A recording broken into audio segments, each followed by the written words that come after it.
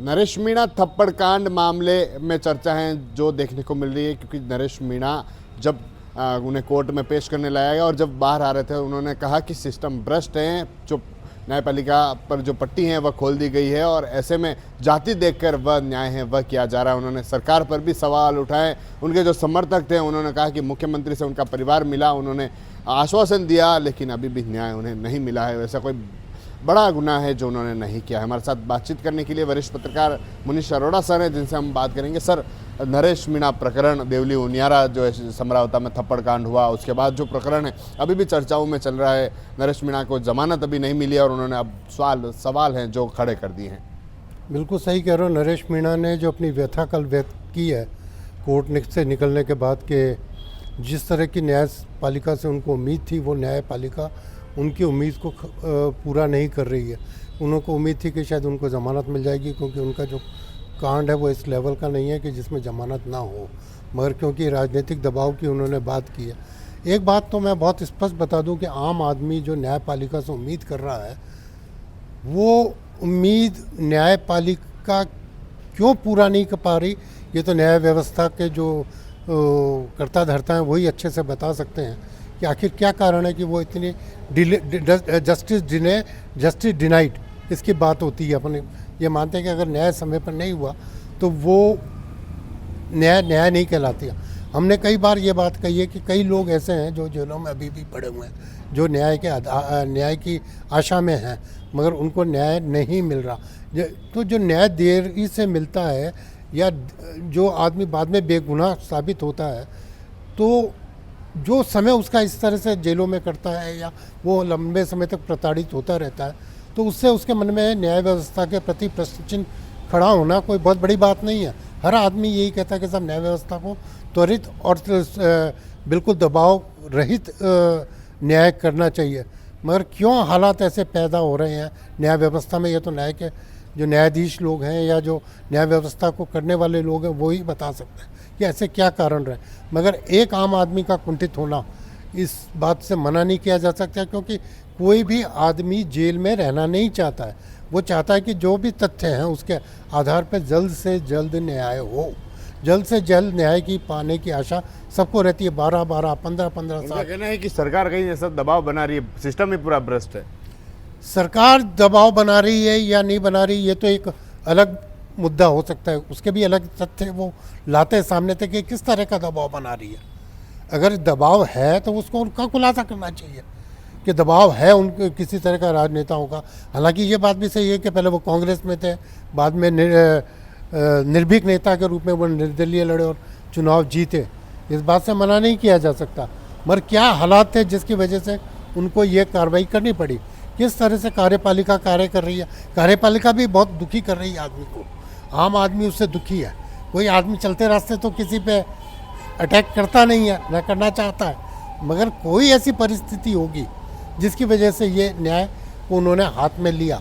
न्याय को हाथ में लेना ही गलत है, ये बात से तो कोई मना नहीं कि जाति देखकर न्याय किया जा रहा है, जो पट्टी है वह खोल दी गई है। मैं उसी बात को आपको समझा रहा हूँ। न्याय की व्यवस्था भारतीय संविधान के तहत अभी न्याय की जो मूर्ति है, न्याय मूर्ति की जो देवी है, उसके ऊपर से पट्टी हटा दी गई है ताकि वो न्याय करने के समय खुली आंखों से न्याय करे।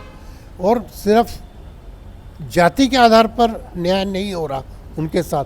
ये एक इनका बहुत बड़ा आरोप है नरेश मीणा का कि उनके साथ जातिगत भेदभाव किया जा रहा है राजनेताओं द्वारा और न्याय व्यवस्था के द्वारा। ये अपने आप में जो प्रश्न चिन्ह उन्होंने खड़ा किया है, तो वो कैसे उनको अपनी बात को सिद्ध करना चाहिए कि किस तरह का वो दबाव फील कर रहे हैं। मगर डिले हो रहा है, डिले के लिए तो कुंठा होना स्वाभाविक है। सर, जो पेशियां हैं अब वापस 30 तारीख को वापस पेशी हैं। उनका परिवार है जो मुख्यमंत्री से भी मिला था, पहले मुख्यमंत्री ने आश्वासित भी किया, लेकिन अब उनके समर्थक भी कह रहे हैं कि सरकार इस तरह से करी, इस कारण शायद हो सकता।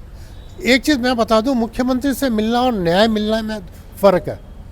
क्या वो चाह रहे हैं कि क्या गलत तरीके से जो अटॉर्नीज हैं या जो पीपीज लगे हुए हैं या जो लोग हैं उनका सपोर्ट करें? ये तो नहीं होगा ना। मुख्यमंत्री क्या इस हस्तक्षेपित करेंगे न्याय व्यवस्था के अंदर? मुख्यमंत्री तो हस्तक्षेप न्याय व्यवस्था में नहीं कर सकते, क्योंकि न्याय व्यवस्था एक स्वतंत्र व्यवस्था है और कार्यपालिका और सरकार अपने आप में एक अलग व्यवस्था है।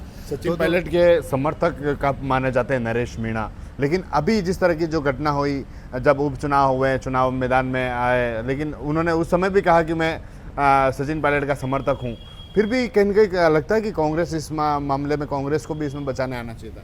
बिल्कुल सही है ये बात कि वो पहले कांग्रेस ही रहे हैं और सचिन पायलट का अपना का समर्थक बता रहे हैं, मगर कांग्रेस के अंदर जो फूट है अशोक गहलोत वर्सेस सचिन पायलट, उसको लेकर भी तो कांग्रेस अभी अपने उस जो अंदर गुटबंदी है उससे बाहर कहाँ आ सक रही है, और उसका नुकसान वो भुगत रही है।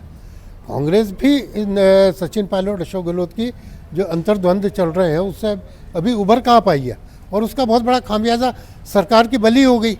अशोक गहलोत की सरकार की बली क्यों हुई?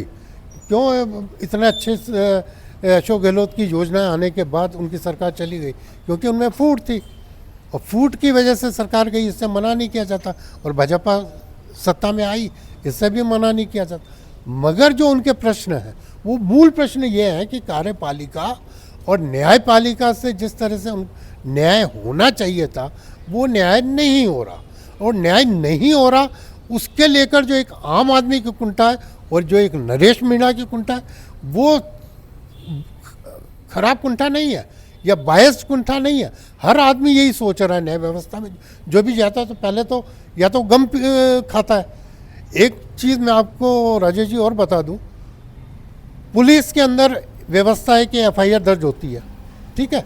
एफआईआर होने के बाद मुजरिम को इस तरह से पेश किया, आरोपी को इस तरह से पेश किया जाता कि वो मुजरिम हो गया, भले वो जाके बाद में छूट जाए, मगर एक बार जो उसकी छवि को धक्का लगता है वो उसकी पूर्ति कैसे होगी?